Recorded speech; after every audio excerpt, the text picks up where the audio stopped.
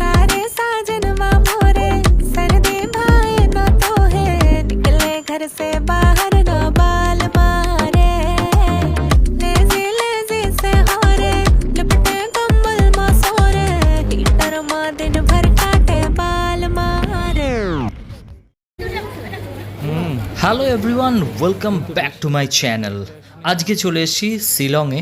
আমরা এতদিন ছিলাম হচ্ছে গুয়াহাটিতে। এবারে আমরা আসল ট্যুর শুরু করব, মেঘালয়া ট্যুর। শিলংয়ে নামার পর আমরা হোটেল ঠিক করে সোজা চলে গিয়েছিলাম মেঘালয় ট্যুরিজমের গভর্নমেন্ট অফিসে।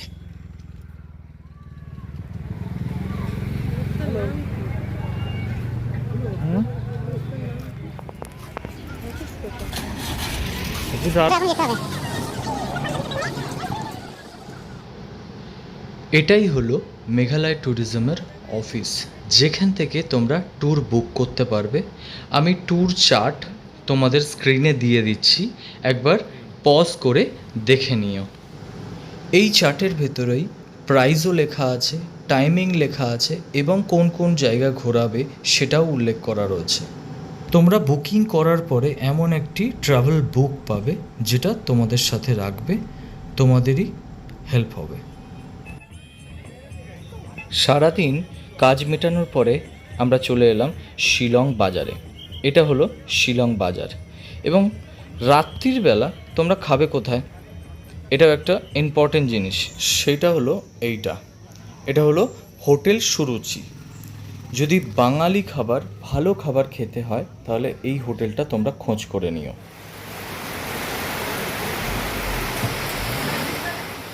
মোস্ট ভাইটাল জিনিস যেটা হলো বৃষ্টি। ওখানে কিন্তু তোমরা পারলে বাড়ি থেকে ছাতা নিয়ে যাবে বা ওখান থেকে কিনে নেবে, কারণ যখন তখন কিন্তু বৃষ্টি নামতে পারে। আমরা সকাল সকাল উঠে চলে এলাম ওই ট্যুরিজমের অফিসে, কারণ বাসটা ছাড়বে এখান থেকেই। আর তোমরাও যদি বুক করো তো এখান থেকেই তোমাদেরকে কিন্তু বাস ধরতে হবে।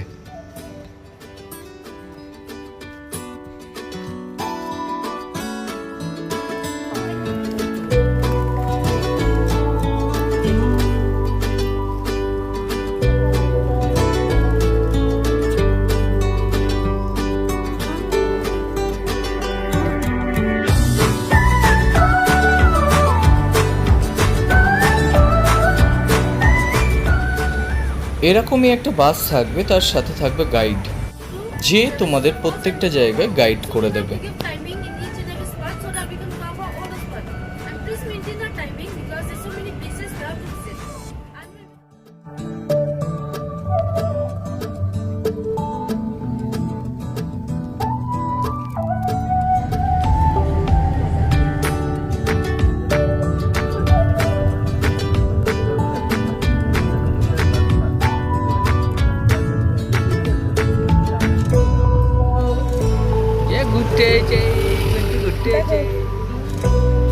চলো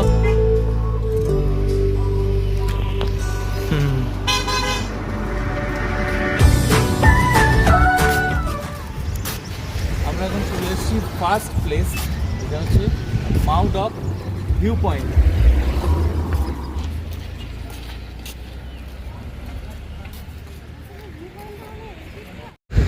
ফার্স্ট যে পয়েন্ট সেটা হচ্ছে এই যে ভ্যালি, এই ভ্যালিটাই। দেখার মতন বিশাল কিছু নেই, বাট জায়গাটা সুন্দর।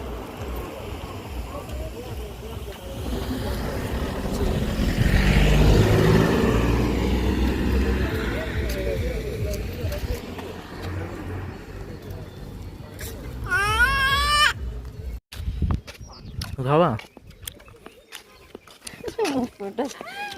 ঝাল, শোনা ঝাল লাগবে কিন্তু দুধে ডাল তো খুব ঝাল লাগে। এখানে বুঝতে চানি, এখানে চা হবে কিনা।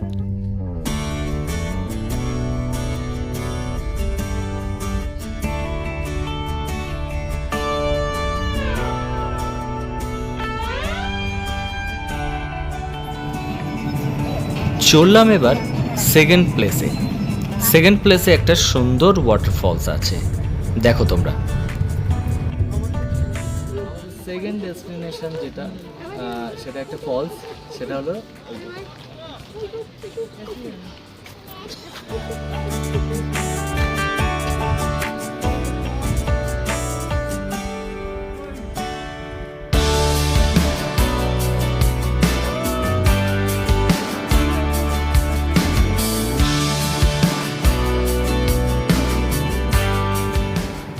ওয়াটারফলটা দেখার পরে মনে হবে কিন্তু স্লো মোশনে চলছে, কিন্তু না, এটা অনেকটা উঁচু থেকে ওয়াটারফলটা আসছে।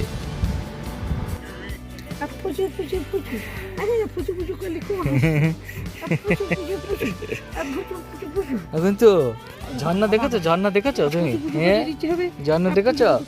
ঝর্ণা দেখেছো? শোনা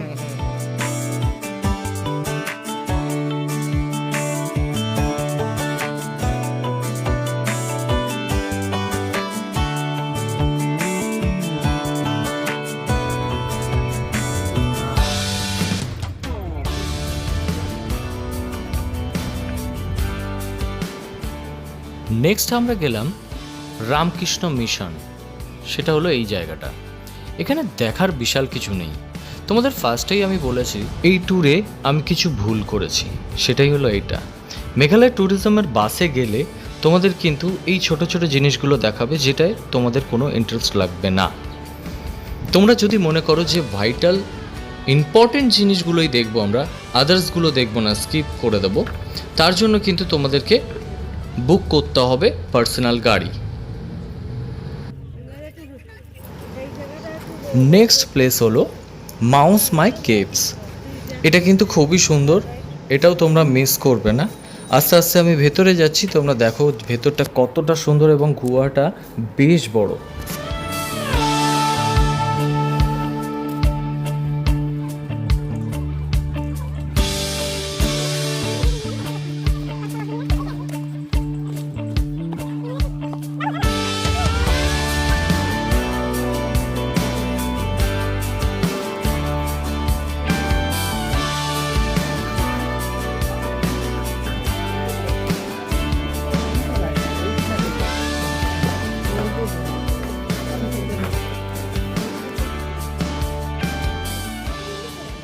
একটা জিনিসে তোমাদেরকে সাবধান করে দেই, এখানে কিন্তু বয়স্ক লোক যাদের হাঁটুতে ব্যথা এবং বাচ্চা নিয়ে এর ভেতরে না যাওয়াটাই বেটার। তার কারণ হচ্ছে কিছু কিছু জায়গা এমনও আছে যেখানে কিন্তু হামাগুড়ি পর্যন্ত দিতে হতে পারে, এতটাই নিচু এবং ন্যারো জায়গা। তো তোমাদের সাজেশন এইটাই দেবো যে প্লিজ তোমরা বয়স্ক মানুষ যদি সাথে থাকে তাদেরকে নিয়ে যেও না ভেতরে, এবং বাচ্চারা থাকলে না নিয়ে যাওয়াটাই বেটার।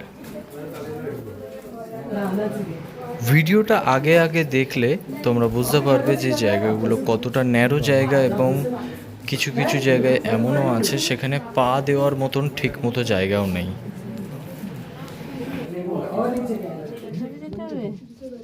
হ্যাঁ, সেই জন্য সময় লাগছে।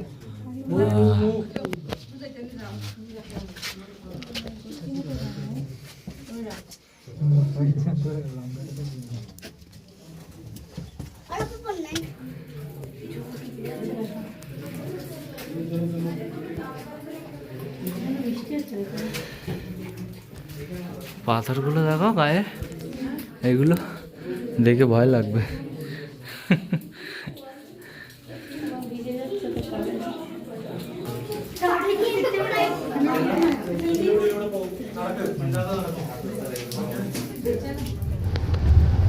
ওখান থেকে বেরোনোর পরে আমরা বেরিয়ে গেলাম নেক্সট প্লেসে। যেতে যেতে কিন্তু মেঘও দেখতে পেলাম। মেঘালয় এসছি, মেঘের রাজ্যে, মেঘ দেখতে পাবো না তা তো হয় না। নেক্সট প্লেসটা কিছুটা ভালো কিছুটা খারাপ। তার কারণ হলো এখানে একটা প্রাকৃতিক সৌন্দর্যে গড়ে উঠেছে, শিবলিঙ্গ আছে। আর এখানে একটা পার্কে নিয়ে গিয়েছিল যেটা দেখার মতো কিছুই ছিল না। মোট্রোপ, মোট্রোপ জায়গাটা হচ্ছে তোমরা দেখতেই পাচ্ছ কেমন।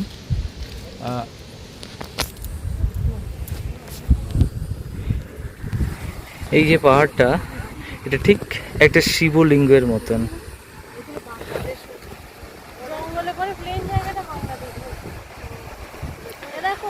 আর তোমরা এই যে জায়গাগুলো দেখছো সমতল যে জায়গা এই সাইডে, এটা পুরোটাই হচ্ছে বাংলাদেশ, এটা পুরো বর্ডার এরিয়া।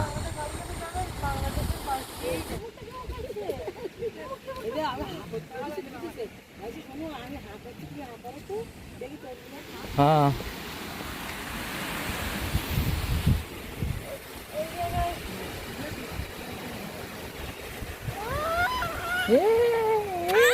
ভালো করে ধরে রাখিস।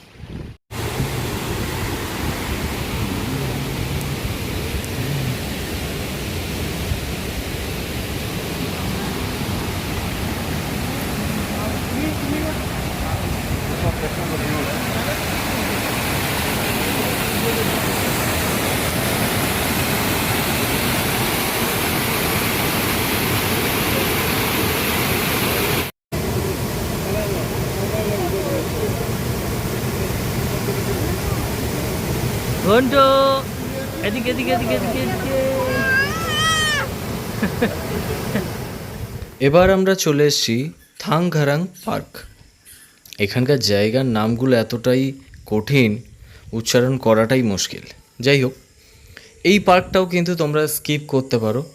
এখানে কিন্তু দেখার মতন কিছুই নেই, জাস্ট আর্মিদের একটা পার্ক। তো আমি বলবো যে যেগুলো ভাইটাল জিনিস, যেগুলো মেইন হচ্ছে মেঘালয়ের ওয়াটারফলসগুলো তোমরা টার্গেট করবে, সেগুলোই কিন্তু এখানকার সবথেকে পপুলার জায়গা।